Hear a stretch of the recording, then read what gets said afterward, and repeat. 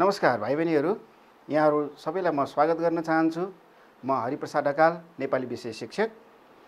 भाइ बहिनीहरूलाई माध्यमिक शिक्षा परीक्षाको तयारीको सन्दर्भमा हामीले विभिन्न विषयमा यसरी कक्षाहरू सञ्चालन गरिरहेका छौँ र यो कक्षालाई भाइ बहिनीहरूले भातगाउँ टेलिभिजनबाट प्रसारण भइरहेको कक्षा युट्युबमा पनि हेर्न सक्नुहुनेछ भने फेसबुक पेजमा समेत यसलाई हेर्न सक्नुहुनेछ। हामी सबैको आशा विश्वास के छ भने यो कक्षाबाट भाइ बहिनीहरूले अझै परीक्षाको राम्रो तयारी गर्दै बेटर अङ्क, राम्रो अङ्क चाहिँ लिएर आउन सफल हुनुहुनेछ भन्ने विश्वास रहेको छ। भाइ बहिनीहरू, आज म यहाँहरू समक्ष संक्षिप्त उत्तर कसरी लेखिन्छ यो विषयमा छलफल गर्दैछु। खास गरेर यो प्रश्नको सन्दर्भमा माध्यमिक शिक्षा परीक्षाको विशिष्टीकरण तालिकालाई हेर्ने हो भने यो प्रश्न चाहिँ प्रश्न नम्बर 15 मा सोधिने प्रश्न हो। यो प्रश्न विभिन्न पाठहरूमा आधारित रहेर सोधिन्छ। त्यसो भएको हुनाले यसको लागि भाइ बहिनीहरूले विभिन्न पाठहरूको विषयमा जानकारी लिनुपर्ने हुन्छ। यो सम्बन्धमा म स्लाइडमा पनि केही देखाउँदैछु। यसलाई पनि विचार गरौँ र यसको आधारमा हामी स्पष्ट रूपमा छलफल गर्दै जाउँ। संक्षिप्त उत्तर लेख्नु पूर्व ख्याल गर्नुपर्ने कुराहरू भनेर यहाँ राखिएको छ।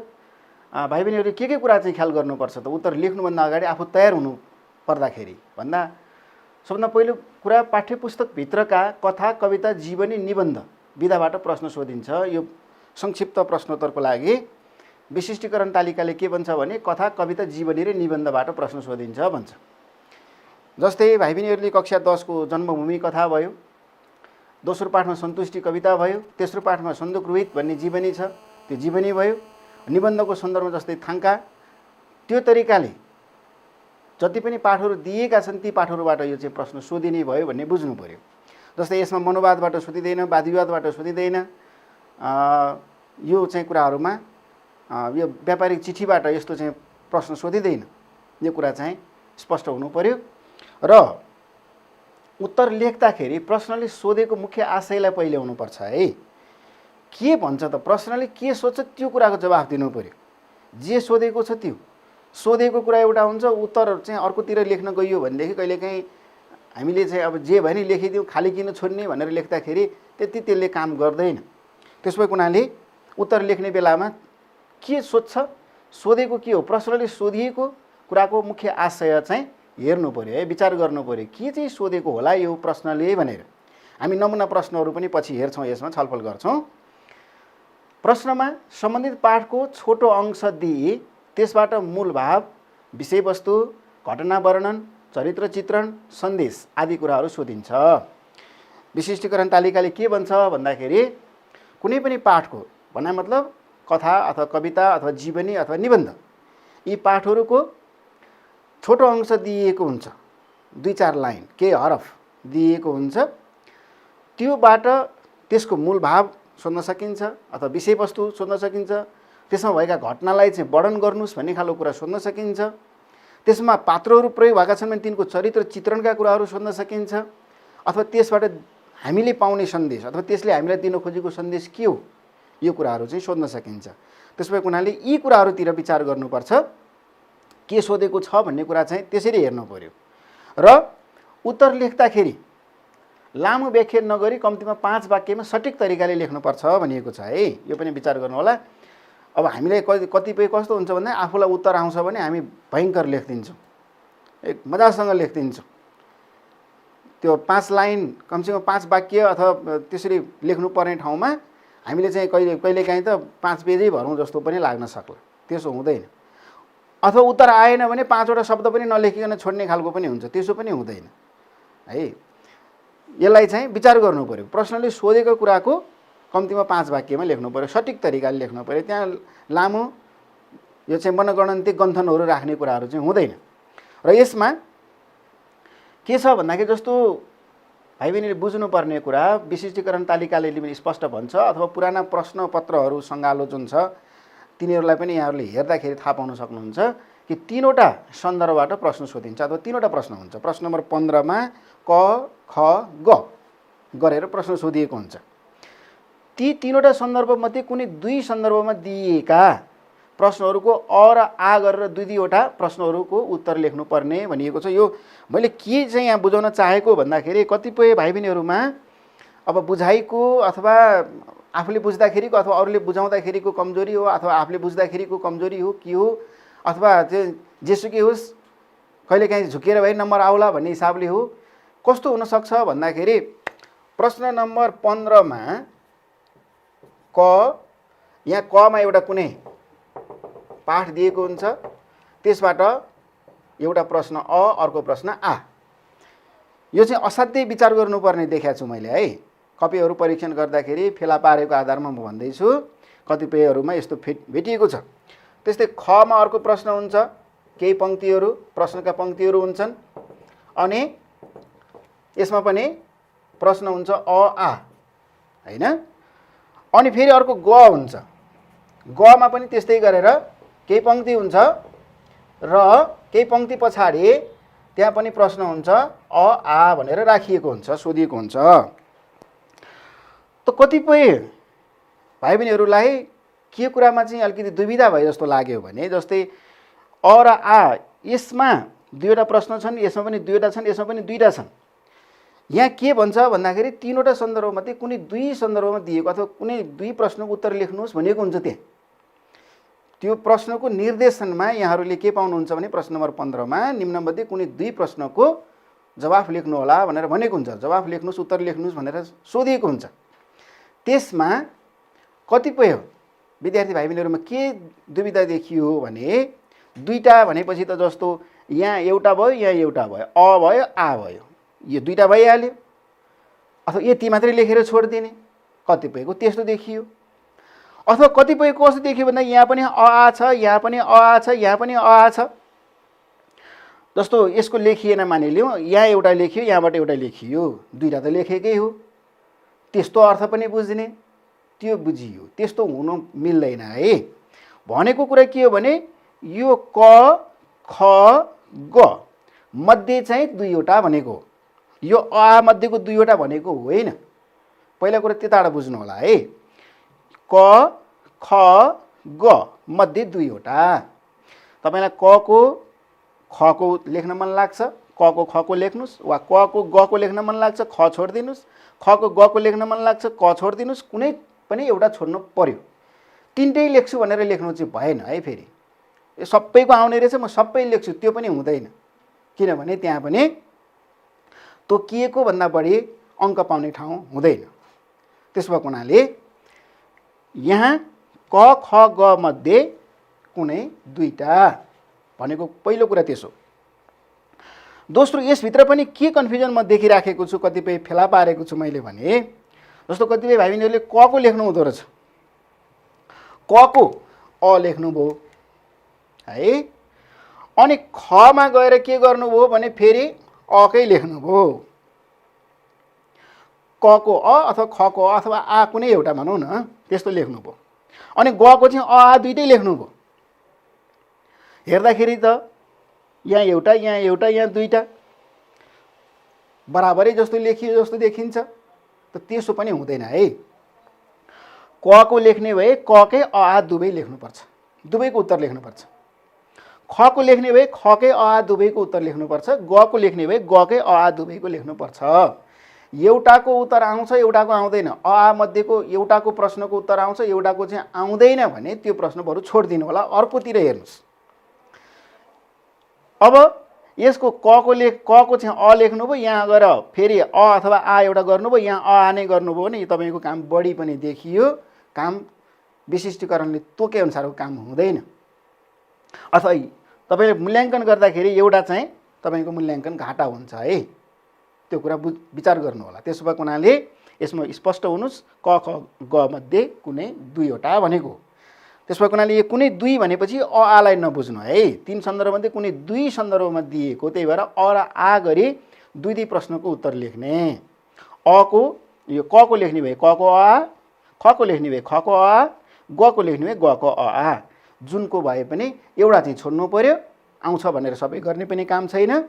त दुईटा गर्दाखेरि क ख ग मध्ये दुईटा, त्यसो भन्न खोजेको है। यसमा तपाईँलाई थाहा छँदैछ कस्तो हुन्छ त भन्दाखेरि यहाँ चाहिँ 2 × 4 = 8। अङ्कभार त यस्तो हुन्छ हैन। त यसको तात्पर्य के त भन्दाखेरि यो दुईटा मध्ये जस्तो यसको लागि तपाईको अङ्क कति हुने भयो भन्दा 2, यसलाई 2 हैन। अर्कोमा पनि त्यस्तै 2 2। अब यहाँ 2 2 सबै गऱ्यो भनेदेखि त कति भयो 10 हुन आउँछ होला नि हैन। 2 4 6 8 हैन 10 12 हुन आयो हैन। त्यसको हुनाले यो दुईटा चाहिँ कुनै पनि दुईटा चाहिँ बढी गर्नु भएन है। अङ्कको हिसाबले पनि विचार गर्नु पर्यो। 8 अङ्कको मात्रै काम गर्ने, जुन गरे पनि 8 अङ्कको काम गर्ने हो। त्यसको हुनाले यो कुरालाई विचार गर्नुस् र उत्तर लेखनको लागि समय सीमालाई पनि विचार गर्नुपर्छ है। जम्मा 2 घण्टा 15 मिनेट हो समय पाउने। पुरा समय भनेको यो विषयमा 2 घण्टा 15 मिनेट। जसमध्येको यो संक्षिप्त उत्तरको लागि यो प्रश्न नम्बर 15 को लागि जम्मा तपाईलाई दिएको समय हुन्छ 14 मिनेट। 14 मिनेट भित्रको समय सीमा राखिएको हुन्छ। तपाईले यो काम 14 मिनेट भित्रमा सिद्ध्याउनु पर्ने हो। यो त्यसो भएको हुनाले हुन त अरूबाट समय बचत भयो भने यसमा लगाउन पाइन्छ, लगाउनै नपाइने चाहिँ होइन। तर विशिष्टीकरण तालिकालाई तपाईले हेर्ने हो भने 14 मिनेटको समय पाउनुहुन्छ। 4 अङ्कवाला प्रश्नमा 7 मिनेट, 8 अङ्कवाला प्रश्नमा 14 मिनेटको चाहिँ दर त्यसरी राखिएको छ है। यो कुरा चाहिँ यहाँहरूले विचार गर्नुस्। अनि 5 अङ्कवाला छ भनेदेखि 9 मिनेटको समय हुन्छ। त्यसो भएको हुनाले समयलाई पनि ख्याल गर्नुस् है। समयलाई ख्याल गरेर लेख्नु पर्यो। 14 मिनेटको समय सीमाभित्र सिद्ध्याउनु पर्यो, अथवा दुईटै प्रश्नको उत्तर लेख्नलाई 14 मिनेटभित्रमा सिद्ध्याउनु पर्छ। त्यो कुरा चाहिँ विचार गर्नुपर्ने कुरा हो। कहिलेकाहीँ यस्ता सामान्य कुराहरू हामीले विचार नगर्दाखेरि के हुन्छन् भन्दाखेरि समय कि त बढी भइदिन्छ अथवा चाँडै सिद्धिन्छ, कि चाहिँ लेख्दा लेख्दै प्रश्नहरू बाँकी हुन्छ तर समय सिद्धिसकेका हुन्छ। त्यो कुरा चाहिँ विचार गर्नुपर्छ। समयको व्यवस्थापनलाई पनि विचार गरिदिनु होला। अब हामी केही नमुना प्रश्नहरूतिरै लागौँ। संक्षिप्त उत्तरको लागि सोधिने प्रश्नहरूका केही नमुना मध्ये जस्तो यहाँ तलको कवितांश पढे, त्यसपछि सोधिएका प्रश्नको छोटो छरितो जवाफ लेख्नुहोस्। यस्तो खालको 15 नम्बरमा सोधिने प्रश्नमा यस्तो खालको एउटा हुनसक्छ। जस्तो यहाँ एउटा कवितांश दिएको छ। यो कविता तपाईँहरूले पढ्नु भएको छ, याद गर्नुभयो कुन पाठको? वर्षा कविता है। लक्ष्मीप्रसाद देवकोटाले लेखेको वर्षा कविता। यो कवितांशको अथवा 4 वटा लाइन यो जुन दिएको छ हैन। फरफर पार्छिन् चदर हलुका लत्रदो मेघ होइन, लाखौँ मोती लुङ नपहिरे चित्त बुझ्ने हुँदैन। यहाँ मैले लय विधानमा वाचन गरेको छैन है, सामान्य तरिकाले मात्रै पढेको छु। पोल्टो झोली रतन निधिका स्नेहले मुस्कुराइन्, एउटा मोती लुङ चुनिन गई शैलमा झरझराइन्। अब यो कवितांशबाट प्रश्नहरू आयो। और आ गरेर दुईवटा प्रश्न। यो पहिलो प्रश्नले के भन्छ? उपरोक्त कवितांशको प्रथम र अन्तिम हरफ बीचको अन्तर सम्बन्ध लेख्नुहोस् भन्यो। हेर्नुहोस् है, अब प्रथम र अन्तिम हरफ बीच भनेपछि जस्तो यो हरफको कुरा आयो, फरफर पार्छिन् चदर हलुका लत्रदो मेघ होइन, यो र अन्तिम यो आयो कि एउटा मोती लुङ चुडिन गई शैलमा झरझराइन्। यो दुईटाको बीचको अन्तर सम्बन्ध के छ भन्ने खालको प्रश्न सोध्यो। अब यो अन्तर सम्बन्ध लेख्नुभन्दा अगाडि यहाँनिर हामीले के बुझ्नु पर्यो भने जस्तो वर्षाको कुरा हो, यो वर्षा शीर्षकमै लेखिएको कविता हो। त्यसो भएको हुनाले यहाँ चाहिँ जस्तो यो चदर, जस्तो चदर भन्नाले भाइ बहिनीले बुझ्नु भएको छ, शब्दलाई पनि विचार गर्नुपर्छ। किन शब्द बुझिएन भने अर्थतिर त्यसको सम्बन्ध विचार गर्न सकिँदैन। जस्तो हामी बर्को भन्छौँ अथवा भनौँ न ओढ्ने, पछ्यौरा भने जस्तो, सल भने जस्तो त्यस्ता खालका चाहिँ महिलाहरूले लगाउने त्यस्तो खालको एउटा ओढ्ने खालको एउटा चाहिँ वस्त्र हो यो हैन। त्यो बर्को अथवा सल अथवा पछ्यौरा भनौँ न त्यस्तो किसिमको सन्दर्भमा यहाँ के गरियो भन्दाखेरि मेघ बादललाई चाहिँ त्यो चदरको रूपमा राखिएको छ हैन। र अब यहाँ फरफर कसरी हुन्छ त भन्दाखेरि हावा लागेपछि हुन्छ, हावा नलागिकन त फरफर हुँदैन हैन। त्यस पछाडि अब मोती लुङ भनेको छ। मोती विशेष गरेर महिलाहरूले नै गलामा लगाउने एक प्रकारको चाहिँ माला हो यो है। लुङ भनेको एउटा चाहिँ डोरीमा एउटा धागोमा उनिएको मोतीको मालाको जति हुन्छ त्यसलाई चाहिँ एउटा लुङ भन्छन्। भनेपछि त्यो लुङ चुनेपछि के भयो त भन्दाखेरि छरिन्छ। मोतीका दाना चाहिँ धागो चुनियो भनेदेखि त सरर खस्छ, छरिन्छ। छरिएकै यो प्रसङ्ग हो। शैल भन्नाले पहाड हो यो, हैन? पर्वत, पहाड, गिरी यस्ता खालको शब्द प्रयोग हुन्छन्। यसलाई पर्यायवाची रूपमा पनि विचार गर्नु होला। शैल, पहाड, पर्वत, गिरी यस्तो खालको शब्द आयो भने त्यो काम लाग्छ। झरझराउने भनेको खस्नु, वर्षनु भन्ने अर्थ। अब यति अर्थ विचार गरिसके पछाडि अब हामी यसको चाहिँ के अन्तर सम्बन्ध छ भन्दाखेरि हावाले उडाएर जब बादल चाहिँ माथि पहाडको माथि माथि पुर्याउँछ, पहाडको माथि माथि पुगेको बादल चाहिँ गएर के त भन्दाखेरि छरिन जान्छ अथवा वर्षाको रूपमा पहाडमाथि वर्षन पुग्छ, पानी पर्न जान्छ। अथवा पानी पर्नको लागि बादल चाहिन्छ, बादलबाट चाहिँ पानी चाहिँ वर्षन्छ भन्ने किसिमको कविले त्यस्तो किसिमको एउटा चाहिँ प्रतीकात्मक रूपमा महिलाको एउटा चाहिँ बिम्ब प्रयोग गरेका छन्। यो बिम्बात्मक रूपमा महिलालाई चाहिँ प्रयोग गरिएको देखियो। किनभने शब्द पनि त्यही छ। फरफर पार्छिन् भने पछाडि स्त्रीलिङ्गी शब्द प्रयोग भएको छ क्रियापदको रूपमा। त्यसो भएको हुनाले त्यो बिम्ब चाहिँ प्रयोग भएको छ। यो कुरालाई विचार गरे पछाडि मात्रै अनि यसको अन्तर सम्बन्धलाई हामी लेख्न सक्छौँ। बादल र वर्षा बीचको अन्तर सम्बन्ध, बादल बिना पानी पर्नु सम्भव छैन है भन्न खोजेको त्यसो छ। दोस्रोमा यहाँ के भनिएको छ, वर्षाका पहिरनबारे कविको प्रतिक्रिया उल्लेख गर्नुहोस् भने। अब वर्षाले लगाएको पहिरन जस्तै कविले चाहिँ प्रतीकात्मक रूपमा लेखेका हुन्। जस्तै चदर भनेको छ, अघि पनि भनियो बर्को अथवा पछ्यौरा, हैन? मोती लुङ भनेको छ, गलामा मोतीका माला लगाएको छ भन्ने अर्थ बुझियो। त्यसले पोल्टो भनेको छ, हैन? पोल्टो भन्ने शब्दले चाहिँ के अर्थ बुझ्नुपर्छ? पोल्टो भन्नाले कस्तो त भन्दाखेरि खास गरेर कम्मरमा चाहिँ यदि पटुका लगाइयो, पटुकी बाँधियो भने त्यसमा चाहिँ त्यो पटुकीको फेरलाई अलिकति थोरै बाहिर निकालेर त्यसमा केही सामानहरू जस्तै कहिलेकाहीँ झोलाहरू हुँदैन, हैन? केही सामान राख्नलाई कहाँ राखौँ जस्तो हुन्छ। शरीरमा अन्यत्र कहीँ राख्ने ठाउँ पनि भएन, झोलाहरू छैन भने कहाँ राख्ने भन्दा त्यही पछ्यौरालाई यसो फेरलाई अलिकति तन्कायो, त्यहीँ सट्टसँग सामान हाल्यो। कहिलेकाहीँ खाजासाजा नै पोको पारेर हिँडिन्छ भने पछाडि यस्तो किसिमको त्यो सरसामग्री राख्नको लागि पटुकाको फेरलाई प्रयोग गरिन्छ भने त्यस्तो किसिमको फेरलाई चाहिँ हामी के भन्छौँ, पोल्टो भन्छौँ है। त्यस्तै गरेर चाहिँ झोली, झोला पनि भनेको छ यहाँ, हैन? रत्ननिधि भनेको छ। अब रतन भनेको अब रत्न भनेको खास गरेर अब यो चाहिँ कवितामा यो चाहिँ के भन्छ भन्दाखेरि शब्द मिलानको लागि प्रयोग भएको शब्द हो यो सबै गरगहना सहित भनौँ न, अब त्यसरी बुझ्नु होला। रत्न भन्नाले गरगहना सहित भने। अब त्यसो भएको हुनाले वर्षाको पहिरन के छन् त भन्दाखेरि बर्को रहेछ, मोती, हैन? लुङका लुङ मोती रहेछन्। पोल्टो चाहिँ अब पटुकी बाँधेर पोल्टो बनाएको रहेछ, झोला रहेछ, हैन? गरगहना टन्न लगाएको रहेछ भनेपछि यो चाहिँ वर्षाको के त भन्दाखेरि पहिरनका कुराहरू आए। लेखकले वर्षालाई एउटा चाहिँ स्त्रीलिङ्गी शब्दको रूपमा राखेर एउटा महिलाको रूपमा प्रयोग गरेर उनले के भने त भन्दाखेरि वर्षा चाहिँ एउटा चाहिँ महिला हो अथवा केटी मान्छे जस्तो हो, यसले यसो तरिकाले लगाएर हिँडेकी छ भन्ने जस्तो तरिकाको चाहिँ यहाँ लेखिएको छ। यसको चाहिँ उत्तर लेख्नलाई हामीले यी शब्दहरूलाई विचार गर्नुपर्छ है। यो कुरा भाइ बहिनीले यसरी विचार गर्नु होला। र यसमा अब ठ्याक्क यो तरिकाको शब्दहरू भएपछि तपाईँले अलिकति शिष्टता मिलाएर शैली मिलाएर आफ्नो तरिकाले उत्तर लेख्न सक्नुहुन्छ। अर्को एउटा नमुना हेर्नु होला, जस्तो यो पनि कविताबाटै छ। तलको कवितांश पढी त्यसपछि सोधिएका प्रश्नको छोटो छरितो जवाफ लेख्नुहोस्। यो प्रश्न हेर्नु त, यो कवितांश कुन कविताबाट हो विचार गर्नुभयो? यो कविता हो सन्तुष्टि, हैन? सन्तुष्टि कविताको अंश हो यो। कसले लेख्नु भएको? लेखकको नाम थाहा छ? हुन त यहाँ चाहिँदैन, तथापि थाहा चाहिँ छैन। लेखक चाहिँ भरतराज पन्त है, तपाईँले थाहा पाउनु भएको छ।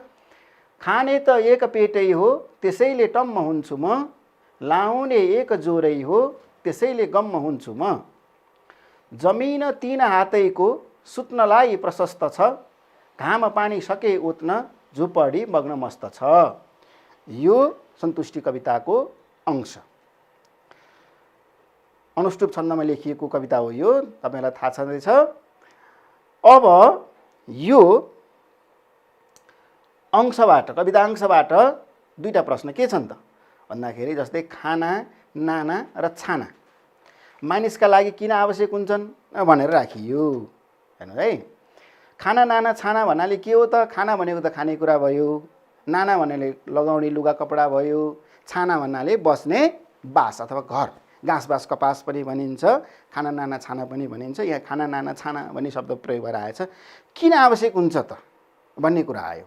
अब यो कवितांशबाटै यसको भावलाई पनि हेर्नु पर्यो हैन। र अर्को कुरा चाहिँ के पनि विचार गर्नु पर्यो भने जीवन पद्धतिको लागि त्यो चाहिने चिज हो, यो त हामीले थाहा पाएकै छौँ। मानिसका अति आवश्यक आधारभूत आवश्यकता, हेर्नुहोस् है, आधारभूत आवश्यकताहरू त मानिसका आधारभूत आवश्यकता त अब यो अहिलेको सन्दर्भमा घाँसबास कपासलाई मात्रै मानिँदैन। घाँसबास कपास सँगसँगै शिक्षा, स्वास्थ्य, रोजगारी, सूचना, सञ्चार, यातायात हैन, यी कुराहरू छन् मान्छेको अहिलेको आधारभूत आवश्यकता। अहिलेको मान्छे यो घाँसबास कपासलाई मात्रै आधारभूत आवश्यकतामा सीमित गरेर परिभाषित गरेर मात्रै त रहन सक्दैन। शिक्षा, स्वास्थ्य, रोजगारी, सूचना, सञ्चार, यातायात यी कुराहरू मान्छेका अहिलेका आधारभूत आवश्यकताहरू हुन्। त त्यो मध्येको पनि अति आवश्यक आधारभूत आवश्यकता चाहिँ यो तीनवटा, खाना नाना छाना। ती तीनवटा मध्येको नि पहिलो चाहिँ खाना नै हो है। खानै पर्छ बाँच्नको लागि, अनि लगाउनु पर्यो लुगा कपडा, त्यस पछाडि बास बस्ने ठाउँ चाहियो। त अब यो किन आवश्यक छ भन्दाखेरि यो कवितांशले भनेको कुरालाई अलिकति विचार गरेर लेखौँ है। यसले के भन्छ? चाहिन्छ, चाहिन्छ, नचाहिने कुरा गरेन। त चाहिँदाखेरि हामीले प्रयोग गर्दाखेरि त्यसको एउटा सिमानाको कुरा आयो, सीमितताको कुरा आयो। कति भए पुग्छ त? भाइ बहिनीहरूलाई यस्तो कुराहरू त मलाई लाग्छ पक्कै पनि सुन्नुभएको छ कक्षामा, यहाँहरूका चाहिँ शिक्षकहरूले हैन यस्ता खालका कुराहरू सुनाउनु भएको पक्कै होला। कति भए पुग्छ भन्ने कुराको यसको सीमा नै छैन त यस्ता कुराहरूमा त हैन। मानिसलाई यति भए पुग्छ भन्ने कुरा छैन, जति भए पनि पुग्दैन लगभग भन्नु पर्दाखेरि हैन। तर मान्छेमा सीमित कुराहरूमा पनि सन्तुष्ट हुन सक्नुपर्छ भन्ने किसिमको आशयको कविता हो नि त यो त। त्यसो भएको हुनाले यो कविताको आशयलाई विचार गरौँ त। जति भए पनि 50औं मुरी घरमा अन्न भए पनि मान्छेले खाने एक पटकमा कति खाने भन्दा एक पेट, त्यो नअगाउन्जेलसम्म मात्रै खाने हो। भएको 50औं मुरी अन्न एकैचोटि त खाने होइन हैन। लाखौँ रुपियाँ छ भने नि एकैचोटि त प्रयोग गर्ने होइन। त्यसो भएको हुनाले खाने कति हो? एक पेट खाने हो हैन। लाउने कति भन्दा एक जोर। तपाईँको 100 जोर लुगा कपडा छ भने पनि एकपल्टमा तपाईँ एक जोर मात्रै लगाएर हिँड्नुहुन्छ, धेरैवटा लुगा त लगाएर हिँड्नुहुन्न। लाउने त एक जोरै हो जतिखेर लाए नि हैन। त्यस पछाडि अब घर जत्रोसुकै बनाए पनि 100औँवटा चाहिँ कोठाको चाहिँ हैन, 100औँ तलाको चाहिँ घर बनायो भने पनि आखिर सुत्ने भनेको कति ठाउँमा भन्दाखेरि आफ्नो शरीरको जति छ लम्बाइ त्यति ठाउँमा मात्रै सुत्ने हो। यहाँ त्यही भएर लेखकले भनिदियो 3 हात जमिन 3 हातको भनेर भनिएको छ है। विचार गर्नुहोस्, अलिकति यो आइक्यू क्वेसन जस्तो पनि यहाँ कुरा छ। हरेक मान्छेले आफूले नाप्दाखेरि 3 हात र 1 बित्ता मात्रै हुन्छ है आफ्नो शरीरको लम्बाइ भनेको। यो एकदम विचार गर्नुहोस्। 3 हात र 1 बित्ता भन्दा अग्लो कोही पनि हुँदैन आफ्नै हातले नाप्दाखेरि चाहिँ। अर्काले नाप्दा फरक पर्छ, सानो मान्छेले ठुलो मान्छेले नाप्दियो भने फरक पर्छ, ठुलो मान्छेलाई सानो मान्छेले नाप्यो भने फरक पर्छ। या यो 3 हात भन्ने शब्द प्रयोग गर्नुको अर्थलाई मैले यहाँ बुझाउन खोज्दैछु। 3 हात र 1 बित्ता मात्रै हुन्छ है प्रत्येक मान्छे। घुँडाबाट तल 1 हात हुन्छ, घुँडादेखि कमरसम्म 1 हुन्छ, कमरदेखि घाँटीसम्म 1 हुन्छ, 3 भयो। कमरदेखि टाउको चाहिँ 1 बित्ता मात्रै हुन्छ प्रत्येकले आफैले नाप्ने हो भने। त्यस अर्थले नै लेखकले के भन्ने, जत्रोसुकै ठाउँ भए पनि आखिर त्यो 3 हातको ठाउँमा सुत्ने हो भनेपछि यहाँनिर के त भन्दाखेरि घाँसबास कपास खाना नाना छाना यहाँ शब्द प्रयोग भएको छ। खाना नाना छाना मान्छेलाई आवश्यक छन्, तर यी कति त भन्दाखेरि मानिसलाई जति भए पुग्छ, अर्थात् त्यति त्यो निर्वाह हुने जति चाहिँ भए पुग्यो त्यति भएपछि चाहिन्छ। मान्छेलाई बाँच्नको लागि नभई नहुने चिज हुने, यिनको कुनै सीमितता छैन। यति भए पुग्छ यति भए पुग्दैन भन्ने कुराको कुनै अर्थ छैन, कुनै व्याख्यान छैन। जसले जतिसुकै कुरा गरे पनि धेरै चाहिँ ठुल्ठुला चाहिँ दार्शनिक विद्वानहरूले प्रवचन पनि खुब दिएका छन् यो विषयमा, ठुल्ठुला ग्रन्थहरू लेखिएका छन् यो विषयमा। तर कुराको सार चाहिँ के छ भन्दाखेरि खाने एक पेट हो, लाउने एक जोर हो र बस्ने सुत्ने भनेको आफूलाई कति चाहिन्छ बस त्यति भए पुग्यो। त्यस अर्थमा सन्तुष्ट हुन सक्नुपर्छ। सन्तुष्टिका साथ यी चिजहरू चाहिन्छन् भन्न खोजेको है। त्यो आवश्यकताको अर्थमा त्यसरी विचार गर्नु होला यसको हो। र अर्को चाहिँ कविका दृष्टिमा सन्तुष्टि प्राप्त गर्ने उपाय के हुन् भनेर आएको छ। यसैबाट अब के त भन्दाखेरि सन्तुष्टि प्राप्त गर्नको लागि अब खुसी हुनु पर्यो, अथवा एक प्रकारले भन्नुपर्दाखेरि जति भए पनि खाने एक पेट हो भनेर विचार गर्नु पर्यो, बुझ्नु पर्यो। मैले भोक लागेको बेलामा नअगाउन्जेलसम्म मात्रै खाने हो हैन। लगाउने पनि एक जोर हो, मैले अघि पनि भनिसकेँ, एक जोर लगाउने हो। त बस्नको लागि अथवा सुत्नको लागि घर जग्गा जमिन पनि आफूलाई आफ्नो चाहिँ क्षमता अनुसार अथवा आफ्नो चाहिँ योग्यता अनुसार, आफ्नो हैसियत अनुसार, आफ्नो घरको चाहिँ सदस्य सङ्ख्याको आधारमा घरको कुरा गर्दाखेरि अलिकति आफूलाई मात्रै कुरा गरेर भएन, घरका सदस्य सङ्ख्यालाई पनि विचार गर्नुपर्छ। त्यति भएपछि पुग्यो हैन। घाम पानी सके ओत्न झुपडी बग्न मस्त छ। घर भनेको चिज कत्रो घर भएपछि ठिक हुने, कत्रो घर भएपछि मान्छेलाई पुग्ने भन्ने कुरै छैन। एउटा सामान्य भन्नुपर्दाखेरि झुपडी अर्थात् सामान्यभन्दा सामान्य घर भयो भने पनि मान्छेको निर्वाह चाहिँ हुन्छ है। सन्तुष्ट लिन सक्नु पर्यो, सन्तुष्ट हुन सक्नु पर्यो, सन्तुष्टि लिन सक्नु पर्यो। मानिस सन्तुष्ट भयो भने झुपडीमै बस्यो भने पनि त्यसलाई कुनै दुःखको महसुस हुँदैन भन्ने किसिमको त्यस्तो खालको चाहिँ कुरा छ। आफ्नो चित्त बुझाउन सक्नु पर्यो। लेखकले यहाँनिर भन्न खोजेको कुरा चाहिँ सन्तुष्टि प्राप्त गर्नको लागि आफू सन्तुष्ट हुनु पर्यो। सन्तुष्ट भइयो भने सन्तुष्टि प्राप्त हुन सक्छ भन्ने खालको आशयमा चाहिँ यो कवितांश राखिएको छ। यही किसिमको आशयमा यहाँहरूले उत्तर लेख्नुपर्छ है। लेख्दाखेरि यस्ता खालका प्रश्नमा त्यसरी विचार गर्नुपर्छ। अब यो प्रश्नहरू मैले यहाँले चाहिँ यहाँहरूलाई के सम्झाउन खोजेको भन्दाखेरि संक्षिप्त उत्तर लेख्दाखेरि यो कुरालाई विचार गरौँ है। मैले अघिको स्लाइडमा पनि देखाइसकेको छु कि यो मुख्य आशय, प्रश्नले सोधेको मुख्य आशयलाई पहिल्याउनु पर्यो भन्न खोजेको कुरा नै यही हो। के सोध्छ त्यसले त्यो कुरातिर विचार गर्नुहोस् भन्न खोजेको है। अरू कुरातिर भन्दा पनि त्यतातिर विचार गर्नु पर्यो। त्यसकारण यसले सोधेको कुरालाई किन आवश्यक हुन्छ भन्छ, आवश्यक हुने कारणतिर जानुस्, सन्तुष्टि प्राप्त गर्ने उपायतिर त्यति मात्रै कुरा गरिदिनुस्, सन्तुष्ट आफू हुन सक्नु पर्यो, त्यति नै हो। अर्को पनि एउटा नमुना प्रश्न हेरौँ। यो चाहिँ कथाको अंश छ। तलको कथांश पढी त्यसपछि सोधिएका प्रश्नको छोटो छरितो जवाफ लेख्नुहोस्। लक्ष्मण अरू केही भन्न खोज्दै थिए। विभीषण अलिक उत्तेजित भएर बिचैमा बोले, म यो राज्यको शासन गर्ने योग्य छैन। म लङ्काको राजा हुन्न। राजा हुनको लागि पराई गुहारेर आफ्नै दाजु भतिज र आफन्तहरू मारेको भन्ने कलङ्क म बोक्न चाहन्न। यो राज्यको हक अब तपाईँहरूको हो। तपाईँहरूले जितेको राज्य तपाईँहरूले नै चलाउनुहोस्, म सहयोग गरौँला। यस्तो खालको एउटा अंश आयो। अब यहाँ प्रश्न दुईटा छन्। विभीषणले किन आफूलाई राजा हुन योग्य देखेनन् भनेको छ। अब यो कुन पाठबाट त तपाईँहरूलाई पक्कै थाहा भइसक्यो होला हैन। थाहा पाउनुभयो? 10 कक्षाको पहिलो पाठ जन्मभूमि भन्ने कथाबाट हैन त। अब विभीषणले आफूलाई किन चाहिँ राजा हुन योग्य देखेनन् भनेको छ। अब राजा हुन योग्य विभीषणले नदेख्नुको कारणतिर जानु पर्यो। यहाँ भनिएको कुरालाई फेरि पनि हेरौँ। विभीषण अलिक उत्तेजित भएर बिचैमा बोले भनेको छ। यो दोहोरो उदाहरण यहाँबाट सुरुवात भएको छ, यहाँ आएर अन्त्य भएको छ। यहाँदेखि यहाँसम्म दिएका जति पनि यी कुराहरू छन्, लेखिएका विषयवस्तुहरू छन्, यी सबै विषयवस्तुहरू विभीषणले बोलेका कुराहरू हुन् भनेर राखिएको हो। यो दोहोरो उदाहरण चिन्हभित्र भइसके पछाडि यो त कुराहरू यहाँहरूले बुझ्नुहुन्छ। अब यति भित्रबाट यहाँले चाहिँ के गर्नु पर्यो भन्दाखेरि किन चाहिँ योग्य नदेखेको त, के कारण यहाँ राखिएको छ भन्दाखेरि पहिलोमा त भनिएको छ शासन गर्ने योग्य छैन भनेर भनिएको छ। अनि दोस्रोमा म लङ्काको राजा हुन्न भनिएको छ।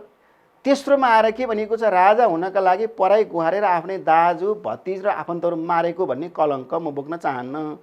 एउटा कारण के देखियो भन्दाखेरि उनले के विचार गरे कि आफूमाथि पराई गुहारेर आफ्नै दाजु भतिज र आफन्तहरू मारेको भन्ने कलङ्क लागेको छ।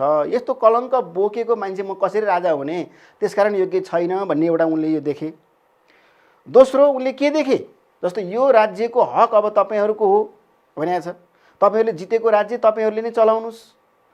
अर्थात् सामान्यतया युद्ध लडाइँ झैझगडा झमेला आदि इत्यादिको सन्दर्भमा के हुन्छ भने जसले जित्छ जित्नेले नै त्यो, जस्तो राज्यकै कुरा छ भने अब हारेको राज्यको राजाले भन्दा जितेको राज्यको राजाले चाहिँ राज्य गर्छ, अब त्यहाँ शासन गर्छ।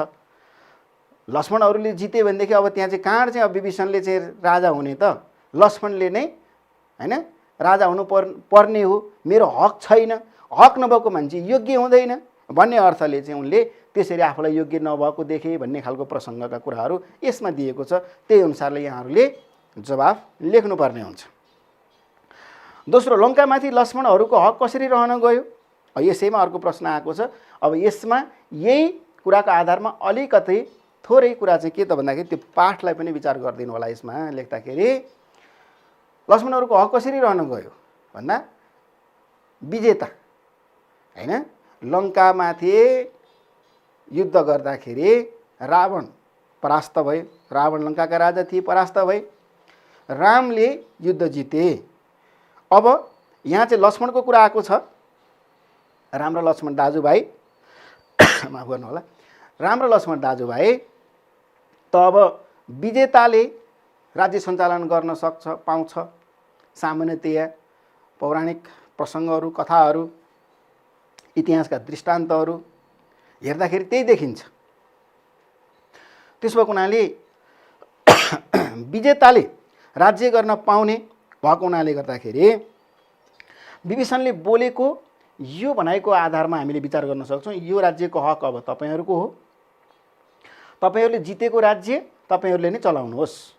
अर्थात् जसले जित्छ उसले राज्य चलाउँछ, जित्नेको हक हुन्छ भन्ने जुन कुरा विभीषणले सुनाएका छन् त्यसको आधारमा पनि हामी प्रष्ट हुन सक्छौँ कि लङ्कामाथि लक्ष्मणहरूको हक रहन जान्छ।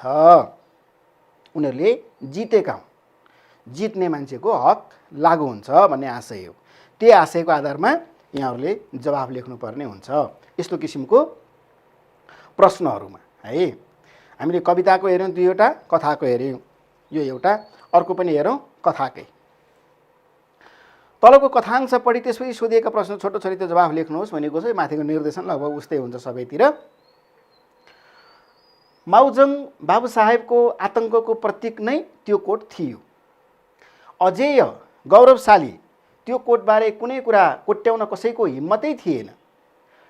कोटको मूल चहकिलो मास रङ आज धुस्रो फुस्रो र मैलो विरूप हुँदै गए पनि साराका आँखामा त्यो चहकिलो मास रङकै देखा पर्दथ्यो भन्ने यो प्रसङ्ग राखिएको छ। यो कुन पाठबाट तपाईँले बुझ्नुभयो, थाहा पाउनुभयो? यो अन्तिम पाठ अर्थात् माउजङ बाबु साहेबको कोट कथाको शीर्षक यही हो। भवानी भिक्षुले लेखेको कथा हो यो। अब यसमा दुईवटा प्रश्न के छन्, जस्तै माउजङ बाबु साहेबको कोट कसरी अजेय गौरवशाली थियो भनिएको छ। अब यो कथामा हामीले कथाको विषयवस्तु त पक्कै पनि थाहा पाएका छौँ। यो एउटा राजनैतिक मनोविज्ञानमा आधारित कथा हो हैन त। राजनैतिक मनोविज्ञानमा आधारित कथा भएको हुनाले 2007 सालको परिवर्तन पछाडि 7 सालभन्दा अगाडिका शासक भएर रहेका शासक वर्गमा कस्तो दृष्टिकोण थियो, उनीहरूको जनताप्रतिको दृष्टिकोण र जनताहरूको उनीहरूप्रतिको दृष्टिकोण है। यहाँ दृष्टिकोण दुई प्रकृतिको छ। यो कुरा विचार गर्नु होला। यो प्रश्नको उत्तर लेख्ने क्रममा दुई प्रकृतिको दृष्टिकोणलाई विचार गर्नुपर्छ। माउजङ बाबु साहेबहरूको जनताप्रतिको दृष्टिकोण अर्थात् उनीहरू जनतालाई जहिलेसुकै पनि आफ्नो रैती नै देख्थे। आफ्ना के त भन्दाखेरि आफूभन्दा साना मान्छे, तल्लो वर्गका मान्छे, आफूसँग चाहिँ आफू सरहका मान्छे होइनन् भन्ने खालको देख्थे उनीहरू। भने जनताहरू फेरि जनताको मनोविज्ञान के थियो भने उनीहरू ठुला बडा अझै पनि हुन्। उनीहरू साना भएका छैनन्। उनीहरू जनता सरह प्रजातन्त्रको घोषणा भइसके पछाडि राणा शासनको अन्त्य भए तापनि जनता सरह हुन् भनिए तापनि जनताले नै उनीहरूलाई जनता सरह ठानेका थिएनन्। जनताको मनोविज्ञानले उनीहरूलाई अझै पनि बाबु साहेबै मान्या थियो। उनीहरूले जनतालाई रैती नै मान्या थिए, दुनियाँ नै मान्या थिए। त्यस अर्थमा त्यो मनोविज्ञानको आधारमा हामीले यो उत्तरको कुरा लेख्नु पर्यो। किनभने माउजङ बाबु साहेब कोट कसरी अजेय गौरवशाली थियो। विगतमा जति पनि जे जस्ता किसिमका घटनाहरू भए ती घटनाहरू सबैमा त्यो कोटलाई प्रतीकको रूपमा कथाकारले लेखेका छन्। यो कथांशमा पनि यहाँ भनिएको छ, सुरुको वाक्यमा हेर्नुहोस्, माउजङ बाबु साहेबको आतङ्कको प्रतीक नै त्यो कोट थियो। त्यो प्रतीकको रूपमा जहाँ जे घटना घट्छ, जहाँ जे जस्तो किसिमको घटना दुर्घटना आदि इत्यादि हुन्छन् ती सबैमा उनीहरूको हात छ भन्ने खालको कुरा बुझिन्थ्यो, उनीहरूबाट नै ती घटना घटित हुन्छन् भन्ने खालको कुरा बुझिन्थ्यो। त्यस अर्थले त्यो आतङ्कको प्रतीक थियो है। र अर्को कुरा कस्तो छ भन्दाखेरि त्यो कोटको सन्दर्भमा त्यो कोटलाई गौरवशाली मानिएको छ, जनताले गौरवशाली देखेका छन्, ठानेका छन् उनको मनोविज्ञानले। तथापि त्यसमा कुनै खोट छन् अथवा त्यसका कस्ता किसिमका समस्या छन् यस्ता खालका कुनै पनि कुरा कोट्याउने हिम्मत कसैमा थिएन हो। अब त्यस अर्थले पनि के भयो त भन्दाखेरि माउजङ बाबु साहेबहरूको त्यो कोट उनीहरूका जे जस्ता किसिमका हरकत भए पनि, उनीहरूबाट जे जस्ता किसिमका चाहिँ नगर्नुपर्ने खराब किसिमका कुकृत्य भए तापनि, घटाइएका भए तापनि त्यसलाई जनताले सामान्य नै जस्तो उनीहरूको मानसिकतामा ठानेको अवस्थामा त्यो चाहिँ के त भन्दा गौरवशाली रहेको भन्ने प्रसङ्ग यो दुईवटा वाक्यबाट हामी विचार गर्न सक्छौँ है। दोस्रो प्रश्नमा जस्तै कोट दोस्रो फुस्रो हुँदै गए पनि किन सबैले चहकिलो नै देख्दथे भनेको छ। अब यहाँ भनेको छ नि कोटको मूल चहकिलो मासरङ आज दोस्रो फुस्रो मैलो विरूप हुँदै गए पनि साराका आँखामा त्यो चहकिलो मासरङकै देखा पर्दथ्यो। किन सबैले चहकिलो देखे त भन्दाखेरि अघि पनि मैले भने दुनियाँको मनोविज्ञान, जनताले उनीहरूलाई कहिल्यै पनि सामान्य देखेनन्, उनीहरूको मनोविज्ञानले सामान्य देखेन, ठानेनन्। त्यसो भएकोमा उनीहरू जहिले पनि राजा महाराजै भइरहेके, सत्ताबाट हटे पनि उनीहरू बाबुसाहेबको बाबुसाहेबै भइराखे। त उनीहरूले लगाएको, उनीहरू बाबुसाहेब भइसकेपछि उनीहरूले लगाएको चिज पनि उत्कृष्टै भइराख्यो, फाटेर च्यातिरै गएको भए पनि उनीहरूले बोलेका कुराहरू पनि महावाणी नै भइ नै राखे। सामान्य बोली वचन पनि उनीहरूका चाहिँ बोली वचनहरू ठुला चाहिँ महावाणीहरू ठानिए मानिए। त्यस भएको हुनाले त्यो चाहिँ के त भन्दाखेरि जनताको दृष्टिकोण, उनीहरूप्रतिको मनोविज्ञान त्यसले काम गरेको छ। जनताले त्यसमा कुनै किसिमको खण्डन गर्ने, कुनै किसिमको कुरा कोट्याउने साहस गरेका छैनन्, आँट गरेका थिएनन्। त्यो आँट नगरेको कारण, साहस नगरेको कारण त्यो चाहिँ के त भन्दाखेरि कोट सधैँभरि चहकिलो नै देखियो। त यहाँहरूलाई प्रष्टै थाहा भएको कुरा हुनसक्छ भाइ बहिनीहरू, त्यो कोट त यो शासन सत्ताको प्रतीक हो है, सत्ताको प्रतीक हो नि त। त्यो जङ्गबहादुरले सुरुवात गरेको 1903बाट 2007सम्म सञ्चालन भएको राणा शासनको प्रतीक, त्यस अर्थले पनि यो प्रतीकको रूपमा राखिएको कथा हो है। हेर्नुहोस्, विचार गर्नुहोस्। अर्को प्रश्न, अर्को एउटा नमुना हेरौँ। अब निबन्धतिर जाउँ। हामीले कविताका दुईवटा हेऱ्यौँ, कथाका दुईवटा हेऱ्यौँ, निबन्धको यहाँ एउटा हेरौँ।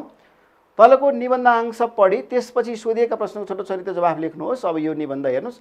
सबलाई थाहा छ 20औं शताब्दीको विराट भुँडीले सुरसाको मुख बनाएको छ। मान्छे हनुमान बनेर आकाश पातल चहारेर कति नै ठुलो आङ फुलाओस्, भुँडीको बढ्दो आयतनको अनुपातमा उसको शक्ति सामर्थ्य हात्तीको पेटमा जिरा हुन्छ।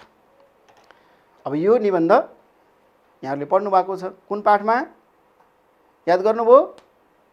जय भुँडी हो, भैरवाराले लेखेको निबन्ध है। जय भुँडी भन्ने निबन्धमा लेखिएको यो अंश हो।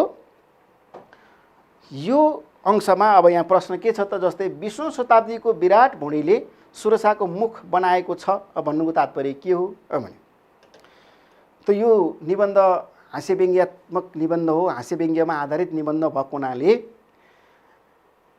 यसमा हास्य पनि छ र व्यङ्ग्य पनि छ। लेखकले हँसाउनका लागि केही शब्दहरू प्रयोग गरेका छन् र त्यताबाट व्यङ्ग्यको चाहिँ बाण चलाएका छन्। यो भाइ बहिनीले प्रष्टै बुझ्नु भएकै कुरा छ। अब यहाँ लेखिएको छ नि 20औं शताब्दीको विराट भुँडीले सुरसाको मुख बनाएको छ। सुरसा भन्नाले अब एउटा यो पौराणिक एउटा चाहिँ राक्षसनीको एउटा कल्पना हो, यो पात्र हो, यो पौराणिक पात्र हो, यो एउटा राक्षसनी भनेर भनिएको छ कि उसको मुखमा चाहिँ जति पनि वरिपरि छन् ती सबै चाहिँ उसले चाहिँ खाएरै सिद्ध्याउने, भएका जतिलाई सबैलाई खाएरै सिद्ध्याउने भन्ने खालको त्यस्तो किसिमको एउटा कथामा प्रयोग भएको पात्र हो सुरसा। त अब यो 20औं शताब्दीको विराट भुँडी अर्थात् मान्छे दुनियाँमा करोड होइन अरबौँ भइसकेका छन्, त्यो पनि 1 अरब 2 अरब होइन 7 अरब 8 अरब हुन आँटिसकेको अवस्था छ अहिले। यत्रा मान्छेले त खानु पर्यो, सबैलाई चाहियो, खाना नै चाहियो, अरू चिज त छैन। त सबैलाई चाहिएको छ खाना नै, अनि मान्छेले खोजी गर्ने, खानेकुरा खोजी गर्ने के त भन्दाखेरि जतिसुकै दुःख गरे पनि खानेकुरा पुर्याउन गाह्रो छ है। अबको मान्छे यही तरिकाले जाने हो भने खाद्यान्नको चाहिँ सङ्कटमा पर्न सक्छ। खानेकुराको त्यो चाहिँ व्यवस्थापन गर्नलाई उसलाई गाह्रो हुन्छ। किन काम गरे पनि नगरे पनि खानुपर्छ मान्छेलाई, यो एउटा प्राकृतिक सिद्धान्त हो, बाध्यताको कुरा हो। तपाईँले कुनै काम गर्नुहोस् वा नगर्नुहोस् खानुपर्छ। भोक मजासित लाग्छ। हेर्नुहोस् है, भोक र प्राणीको सम्बन्धमा हाम्रा एकजना विद्वान डाक्टर तीर्थबहादुर श्रेष्ठले लेखेको एउटा प्रसङ्गमा के भनेका छन् भन्दाखेरि प्राणीले भोक नमरुन्जेल खान छोड्दैन र भोकले पनि प्राणीलाई नमरुन्जेलसम्म छोड्दैन। अर्थात् प्राणी नमरुन्जेलसम्म भोकले छोड्दैन, भोक नमरुन्जेलसम्म प्राणीले खान छोड्दैन। भनेपछि खान त जहिले पनि पर्यो।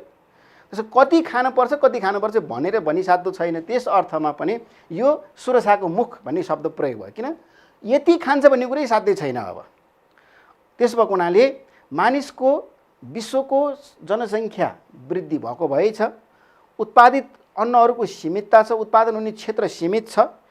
त्यस अर्थले अब खानेकुराको व्यवस्थापन गर्नको लागि सुरक्षाको पेटमा परेको वस्तु जस्तो स्थिति हुने अवस्था आएको छ है भन्ने किसिमको एउटा प्रतीकात्मक रूपको यो प्रसङ्ग यसमा छ।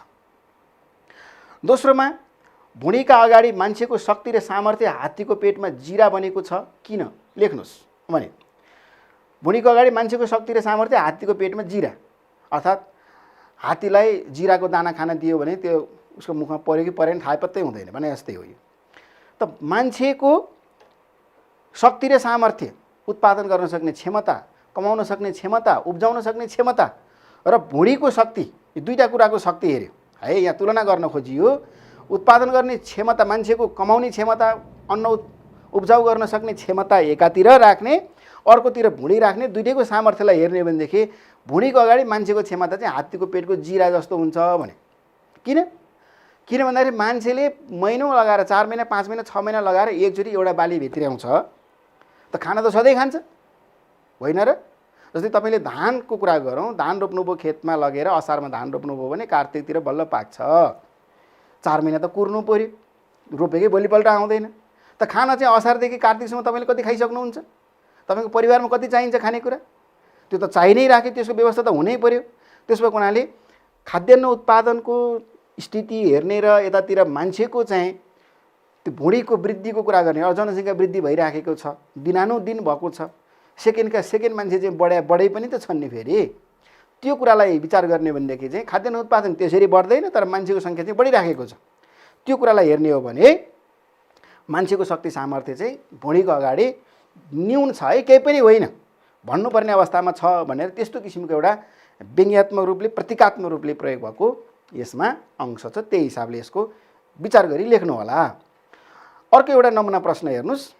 यो चाहिँ मैले अब जीवनीको अंश राखेको छु।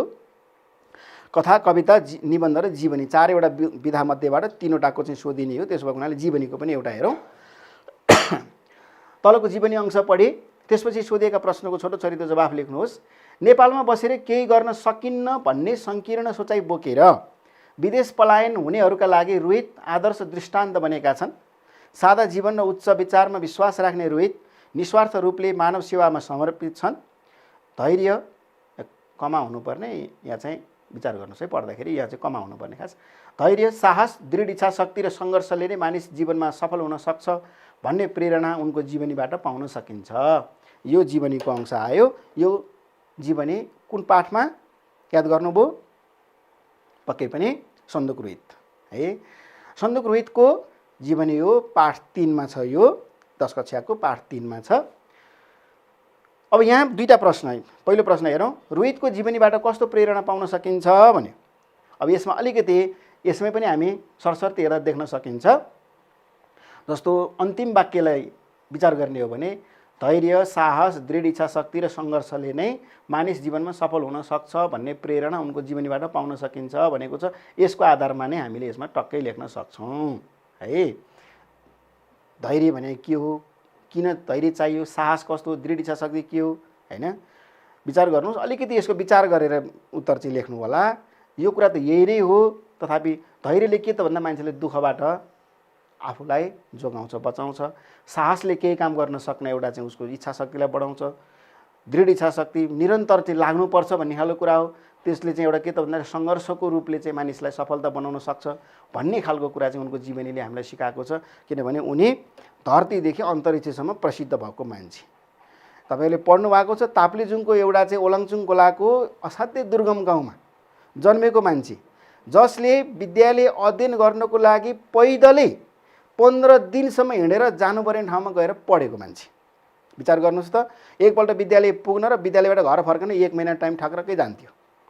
त्यस्तो ठाउँमा गएर पढेर हुर्केर आएको मान्छे जो चाहिँ नेपालको आँखाको वरिष्ठ डाक्टर, देशमा नेपालमा मात्रै होइन विश्वभरि चर्चित, विश्वभरि मात्रै होइन अन्तरिक्षमा समेत चर्चित भनेर तपाईँले जीवनीमा पढ्नु भएको छ।